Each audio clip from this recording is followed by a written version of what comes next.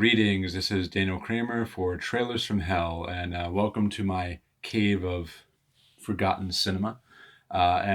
For today's dig, I'm calling your attention to a real lost relic. It's Hall Bartlett's independently financed Changes from 1969, starring his stepson, Kent Lane, whose mother happened to be Rhonda Fleming, a movie star in her own right, passed away just last year at the ripe old age of 97.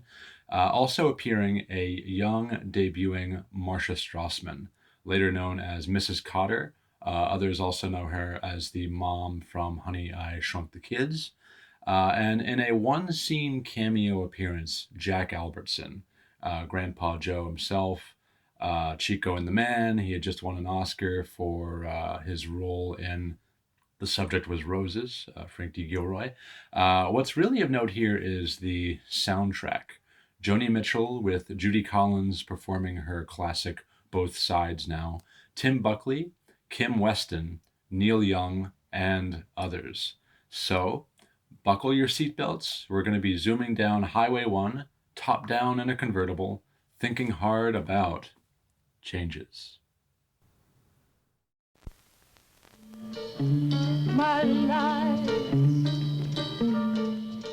Hall Bartlett is the filmmaker who later adapted Jonathan Livingston Seagull into a movie starring real seagulls, voiced by the likes of James Franciscus, Juliette Mills, Richard Crenna, and Dorothy McGuire. I have this image of Bartlett around the time he made Changes and Jonathan Livingston Seagull as a 40-something in a turtleneck with love beads hanging down to his chest. Basically someone from an older generation trying and maybe struggling a bit to get with the times. In the case of Changes, he does hit some chords and achieve something unexpectedly unique. I read a critic online who said that some sequences in this film owe a creative debt to the works of Bruce Conner and Kenneth Anger. One doesn't get much of a sense of that in this trailer, which leans into the generation gap stuff more than the experimental, non-narrative journey stuff. Notice here how they play up Jack Albertson's single scene to emphasize that aspect, to hammer it home. There were a lot of generation gap dramas emerging at the time, everything from The Graduate to Wild in the Streets, which really stretches the gap to a comically science fiction extreme. And of course the trailer chooses to play up Both Sides Now. Yes, in the actual movie that tune does play over a cornball slow-mo sequence of a young, beautiful couple prancing past a gazebo, but much of the rest of the movie assumes some darker dimensions that transcend what might seem like more granola munching touches. So many of the scenes play without dialogue, and not just as musical montages either. There's one particular sequence I find startlingly audacious.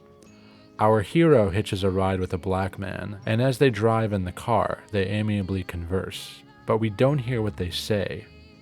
Instead, what we do hear is the sound of the radio news report and the noise of passing traffic. The conversation is reflected back to us through the goings-on of the uncertain, often frightening era in which it was made. He's dropped off near a playground where he has a vision or hallucination or fantasy. It takes its time to play out, and its ultimate meaning is left ambiguous, like some kind of poem. To describe it further is to slay the impact of that sequence. The film is packed with moments like this, and seeing it today leaves a real mark. The New York Times gave Bartlett and his film a rave review, but it didn't do much business for Cinerama, its distributor. For years you could only see it on an 80s pan and scan VHS from Prism, but Code Red made a 35mm scan that preserves the scope aspect ratio. It's not easy to track down, but eBay will likely have a DVD copy.